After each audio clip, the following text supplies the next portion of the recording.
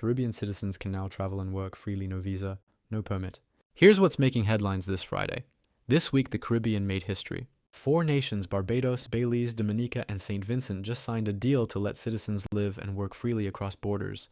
It's being called the region's biggest integration step since CARICOM. And Jamaica?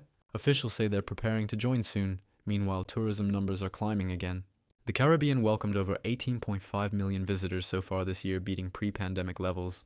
In business news, Jamaica AS-owned 7Crave launched a new local e-commerce platform, Jamaica AS Answer to Amazon. On the cultural side, Negril is buzzing. The Sweet Like Jam pop-up is showcasing over 30 Jamaican designers bringing fashion, music and art together under one roof. And in politics, Jamaica's Labour Party secured a 3rd term in office, with Prime Minister Andrew Holness promising tax cuts and new jobs. Big moves, big wins, big island energy.